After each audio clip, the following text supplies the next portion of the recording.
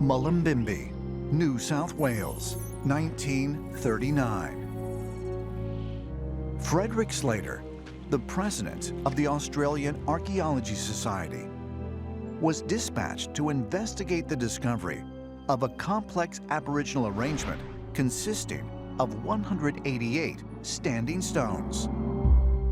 Slater dubbed the formation the Stonehenge of Australia and became convinced that it was one of the oldest temple complexes in the world, predating those found in Europe and the Middle East.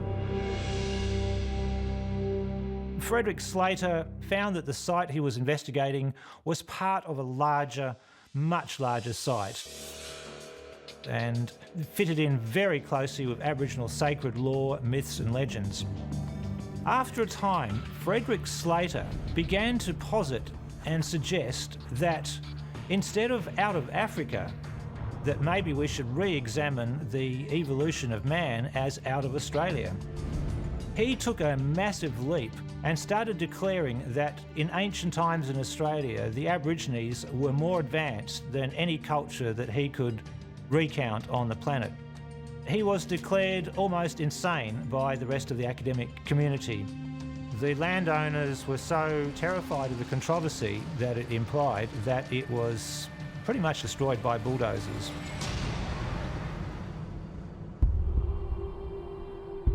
There are many stone circles throughout the British Isles and Europe. Stonehenge is one of the most well-known.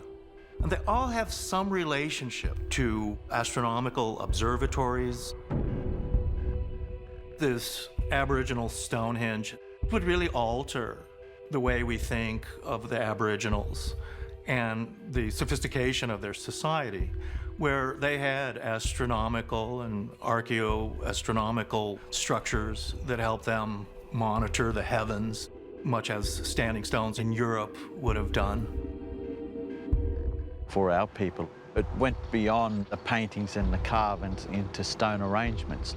We would arrange in certain patterns which relate to the constellation of the stars in regards to our connectedness with the sky world and where we originate from. Could the so-called Aboriginal Stonehenge provide insight into the other stone arrangements found scattered throughout the world? If so, might they serve to provide a permanent record of a significant connection to another world?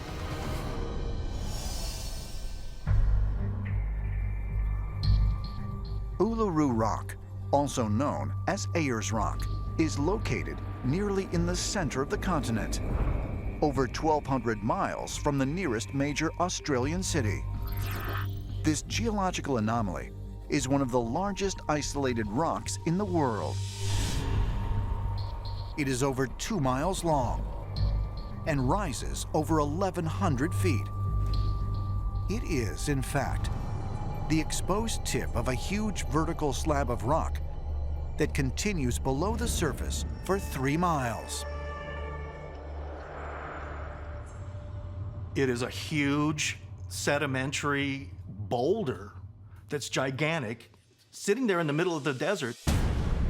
And geologists cannot really explain how Ayers Rock came to be. It's almost as if it was lifted up from somewhere else and brought to the center of the continent and then just dumped there. For the indigenous population, Uluru is one of their most sacred sites and a place of pilgrimage. They consider it the navel of the earth. For the Aboriginal cosmologies, a lot of times the landscape itself is sort of like the Bible and heaven rolled into one.